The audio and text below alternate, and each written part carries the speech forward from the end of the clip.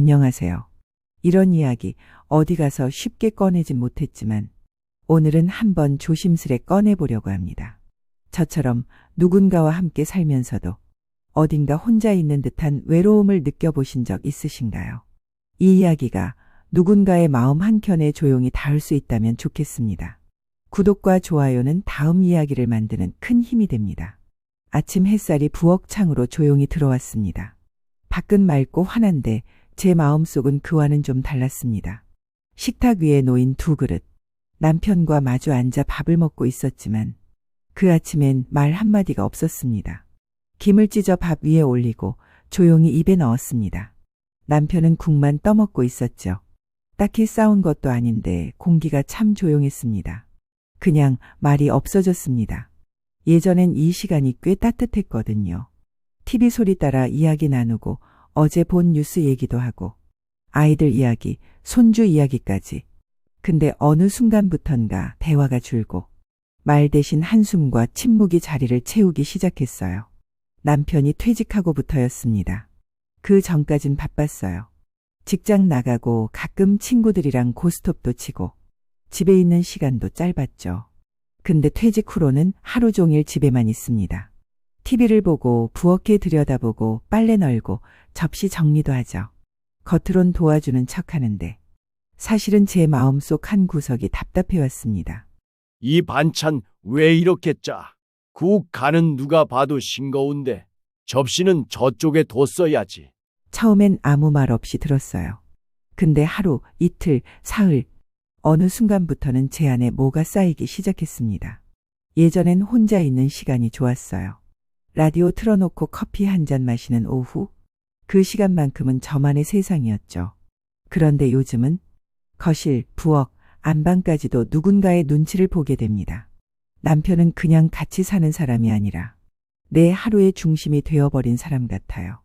그 중심이 자꾸만 제 생활을 무너뜨리고 있었고요. 아침 식사를 마치고 남편이 일어나면서 말했어요. 점심 뭐 해? 그 말이 뭐 대단한 건 아니었지만 이상하게 그날은 대답이 쉽게 안 나왔어요. 남은 반찬 데우면 되겠죠. 제가 그렇게 말하고 남편은 말없이 방으로 들어갔습니다. 그리고 조용해진 식탁에 앉아 혼자 수저를 정리하면서 이런 생각이 들었어요. 내가 언제부터 이 집에서 눈치를 보게 된 걸까? 집은 그대로인데 제가 살고 있는 자리는 자꾸만 줄어드는 것 같았습니다. 조용한 창밖으로는 바람에 흔들리는 나뭇가지 소리만 들렸습니다. 그 소리가 어쩐지 제 마음 같다는 생각이 들더군요. 그날 오후 저는 조용히 안방으로 들어가 창가 쪽에 놓인 의자에 앉았습니다. 커튼을 반쯤 걷고 나니 창밖으로 햇살이 살짝 들어오더군요. 그 빛도 마음 편하게 느껴지진 않았습니다. 남편은 거실에 앉아 TV를 보고 있었습니다. 소리는 크지 않았지만 그 사람의 기척은 제 하루 전체를 덮고 있었습니다. 창문 좀 닫지 그래. 바람 들어와. 이불은 왜 저렇게 덮었어? 구겨졌잖아. 점심 아직 안 해? 그 말들 하나하나는 별게 아닐 수도 있어요. 근데요, 그걸 하루에 10번, 20번 계속 듣고 있으면 마음이 다 쓸려나갑니다. 대꾸하면 말이 길어지고 묵묵히 있으면 또 다른 잔소리가 돌아오고 점심을 대충 차려서 식탁에 올렸습니다. 김치찌개에 어제 먹다 남은 반찬 2가지. 저는 조용히 수저를 놓고 앉았고 남편도 말없이 앉았습니다. 국을 한 숟갈 뜨더니 남편이 중얼거리듯 말했습니다. 좀 더 끓일 걸 그랬네. 국물이 덜 우러났어. 저는 그 말에 숨을 한번 깊이 들이쉬었습니다. 화가 났다기보단 뭔가가 안에서 툭 하고 부러진 기분이랄까요. 밥을 다 먹고 설거지를 하려는데 남편이 뒤에서 말하더군요. 그거 그릇 먼저 불려야지. 밥풀 마르면 잘 안 지워져. 그 말을 듣는 순간 저는 수세미를 쥔 손에 힘이 들어갔습니다. 말없이 물을 잠갔고 뒷모습을 보인 채 설거지를 마무리했습니다. 거울이 아닌데도 제 표정이 어떤지 뻔히 알 수 있었을 거예요. 그날 오후 저는 커피포트에 물을 올리지 않았습니다. 늘 하던 루틴이었는데도 그냥 그 기분이 나질 않았어요. 그냥 가만히 있고 싶었습니다. 창문을 바라보며 속으로 이런 말을 삼켰습니다. 같이 사는 건 맞는데 왜 이렇게 외롭죠? 어쩌면 저 사람은 제가 참는다는 걸 알면서도 아무렇지 않게 굴고 있는 걸지도 모릅니다. 그걸 지적하면 그럼 말을 하지. 말을 해야 알지. 늘 그렇게 받아쳤으니까요. 근데 그 말도 이제는 지쳤습니다. 그날 밤 남편이 먼저 잠자리에 들었습니다. 저는 일부러 불을 늦게 껐습니다. 불 꺼진 방 안에서 어둠이 제 마음하고 너무 닮아 있었거든요. 잠이 안 오는 밤, 저는 혼잣말로 조용히 중얼거렸습니다. 이대로 계속 살아야 하나. 다음 날 아침, 남편보다 조금 일찍 눈을 떴습니다. 불도 켜지 않은 채 안방 창문을 천천히 열었습니다. 창밖으론 아파트 단지 나무들이 살랑이고 있었고 새 소리가 들리긴 했지만 제 마음은 무겁기만 했습니다. 잠결에 남편이 말했습니다. 창 좀 닫아. 바람 들어온다니까. 그 말에 대답은 하지 않았습니다. 그냥 조용히 커튼을 쳤습니다. 그리고 속으로 생각했습니다. 그래요. 이 집은 당신이 닫으라는 대로 닫고 앉으라는 대로 앉고 먹으라는 대로 먹는 곳이었죠. 아침은 일부러 준비하지 않았습니다. 냉장고 반찬도 충분했고 이젠 굳이 뭐라도 차려야겠다는 생각조차 들지 않았거든요. 남편은 냉장고를 열어보곤 투명한 목소리로 말했죠. 밥 안 했어? 네, 안 했어요. 오늘은 각자 챙겨 먹어요. 그 말에 남편이 조용히 냉장고 문을 닫았습니다. 무슨 말을 더 할 줄 알았는데 아무 말도 없더군요. 그 순간 이 집이 더 이상 둘만의 공간이 아니라 저 혼자 참고 살아가는 공간이라는 게 분명해졌습니다. 점심 무렵 저는 옷장을 열어 가방을 꺼냈습니다. 지갑이랑 휴대폰, 작은 화장품 파우치 하나 넣고 아무 말도 하지 않고 현관문을 나섰습니다. 한 발자국 한 발자국 걸으면서 속으로 수없이 다짐했어요. 오늘 하루쯤은 나를 위해 쓰자. 어디 멀리 가고 싶다는 생각도 아니었어요. 그냥 그 사람 없는 공간에서 내가 숨을 어떻게 쉬는지 느껴보고 싶었습니다. 버스를 타고 두 정거장을 갔습니다. 한적한 찻집이 있었거든요. 예전 친구들과 자주 가던 곳인데 혼자 가긴 처음이었습니다. 창가 자리에 앉아 따뜻한 유자차를 시켰습니다. 잔잔하게 흘러나오는 클래식 음악, 밖으로 보이는 나무 그림자, 그리고 아무도 없는 제 맞은편 자리. 그 자리엔 아무 말도 없었지만 마음 한편이 아주 오랜만에 조용히 풀어지는 느낌이 들었습니다. 휴대폰은 계속 가방 안에 넣어뒀습니다. 문자도 전화도 아무 확인하지 않았습니다. 그 사람이 나를 찾을지 안 찾을지 사실 궁금하지도 않았어요. 오늘 하루만큼은 아내, 엄마, 주부가 아니라 그냥 나로 있고 싶었거든요. 햇살이 제 무릎에 조용히 내려앉았습니다. 그 따뜻함에 괜히 눈물이 찔끔 나려는 걸 꾹 눌렀습니다. 그래, 나 이렇게 따뜻한 햇살 아래 앉아 있어도 되는 사람이잖아. 그걸 스스로 허락받는데 40년이 걸렸네요. 집으로 돌아왔을 때는 해가 거의 기울고 있었습니다. 현관문 앞에 잠시 서 있었어요. 그 짧은 외출이 어쩌면 저한테는 이 집 전체를 다시 마주하는 마음의 준비였던 것 같거든요. 현관문을 열었는데 집안은 예상보다 훨씬 조용했습니다. TV 소리도 없었고 누군가 발걸음 소리도 들리지 않았고요. 남편이 없다는 건 알고 있었지만 그 정적의 깊이는 제가 떠났던 그 순간보다 더 묘하게 낯설게 느껴졌습니다. 잠시 거실에 앉아봤습니다. 남편이 늘 앉던 그 소파 자리에 저 혼자 앉았는데도 어쩐지 그 자리가 허전하게 느껴지더군요. 평소엔 거슬리던 TV 소리, 의자 끄는 소리, 잔소리 섞인 말들까지 하나도 들리지 않으니까 그게 또 이상하게 익숙했던 무언가처럼 느껴졌습니다.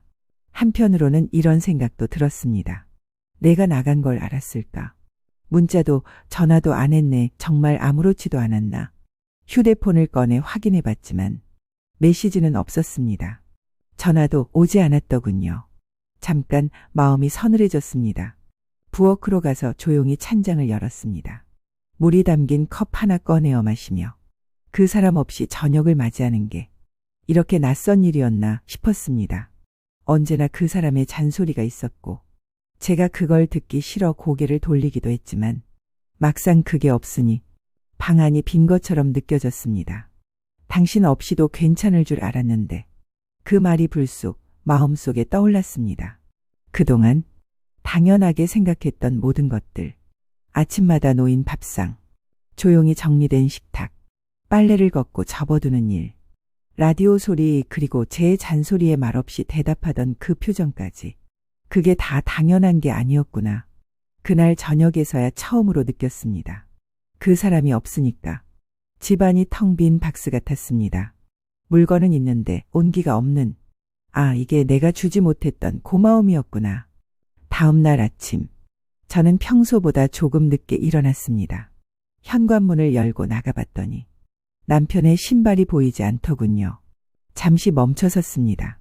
늘 거실 소파에 앉아있던 사람이 없다는 게 묘하게 낯설었어요.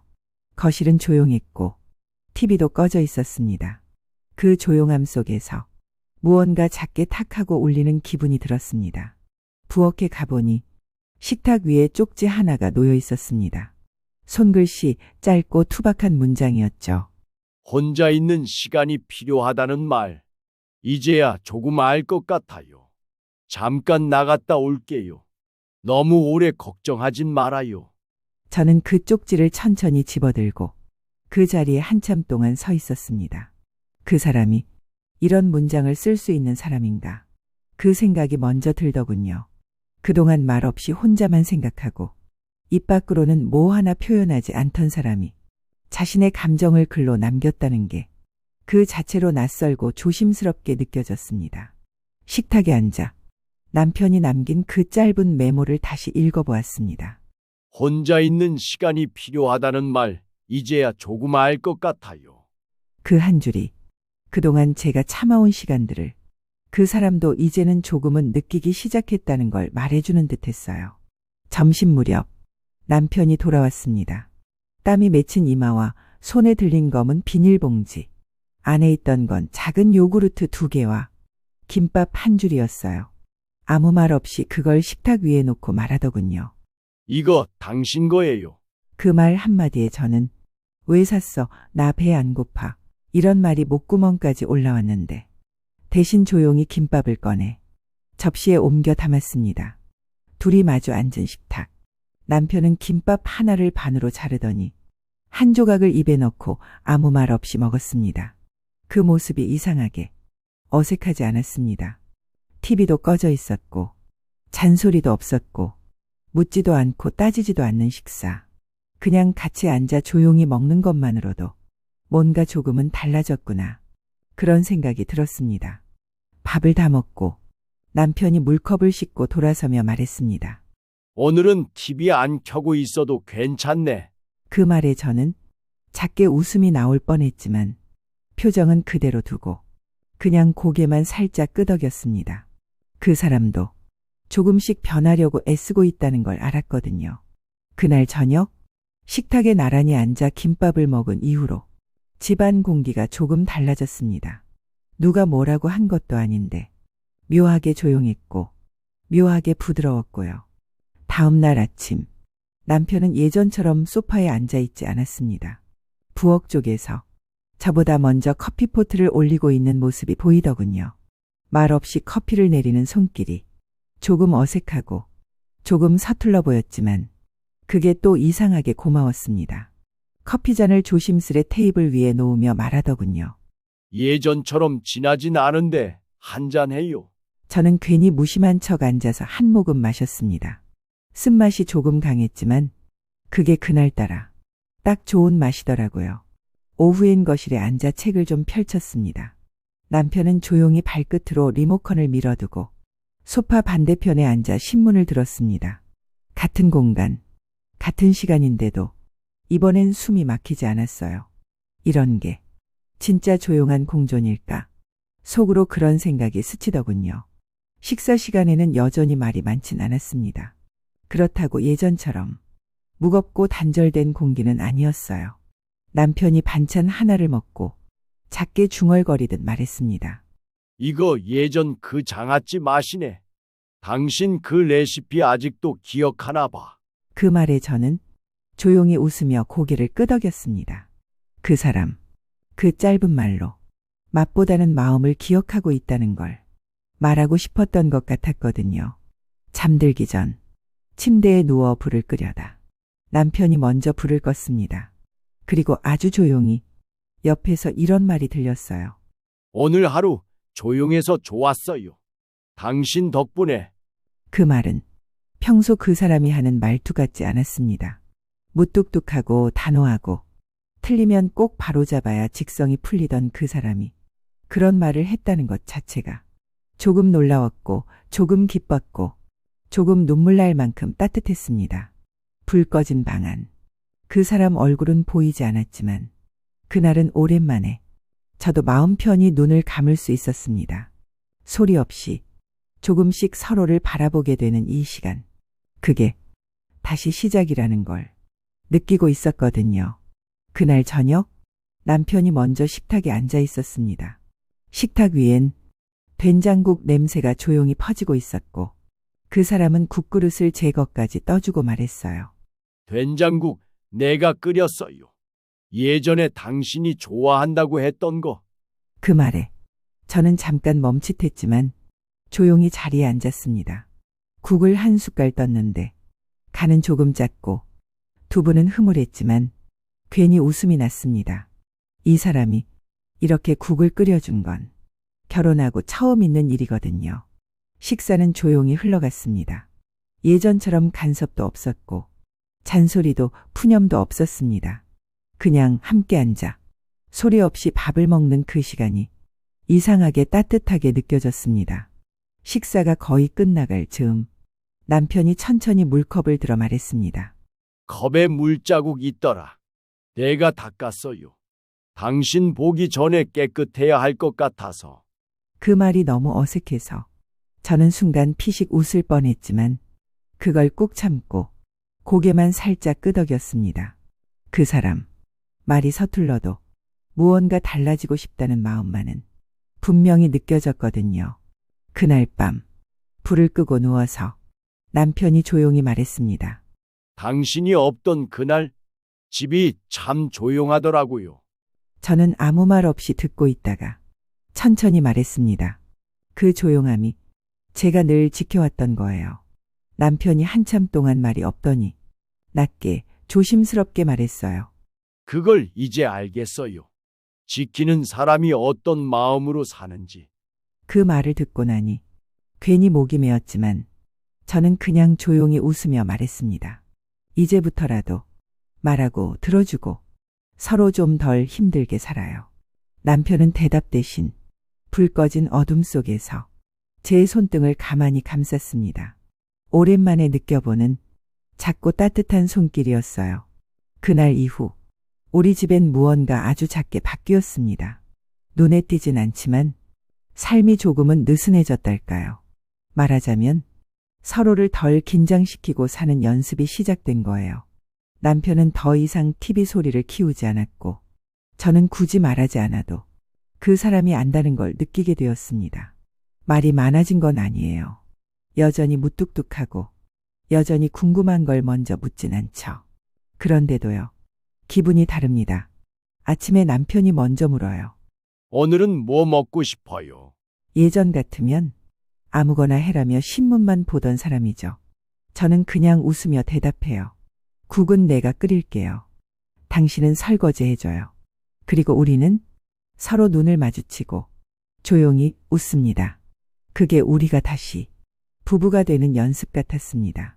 누구 하나만 참고 누구 하나만 맞추던 지난날에서 이젠 같이 움직이고 같이 멈추고 같이 배려하는 쪽으로 조금씩 나아가고 있었어요. 어느 날 남편이 작은 말을 하나 꺼냈습니다. 당신 참 오래 참았죠? 그 한마디가 그동안 듣지 못했던 수천 마디 말보다 더 크게 들렸습니다. 그래서 저도 오랜만에 말했어요. 이젠 같이 좀 살아봐요. 당신 혼자 사는 집도 아니고 나 혼자 사는 집도 아니니까. 식탁 위에는 두 사람 몫에 밥이 놓여 있고 그 옆엔 조용한 라디오 음악이 흐르고 있었습니다. 대단한 반찬도 특별한 요리도 없었지만 그 자리에 앉아 있는 우리는 분명히 예전과는 조금 달랐습니다. 나이 들수록 함께 살아간다는 건 거창한 로맨스도 특별한 이벤트도 아니더라고요. 그저 같은 공간에서 서로의 존재를 인정해주고 침묵을 무시하지 않고 잔소리 대신 조용한 커피 한 잔을 내미는 것. 그게 서로를 아끼는 방식이라는 걸 이제야 조금 알게 된 것 같아요. 이 이야기가 지금 누군가와 함께 살아가고 있는 당신에게 조용한 위로가 되었으면 좋겠습니다. 구독과 좋아요는 다음 이야기를 만드는 큰 힘이 됩니다.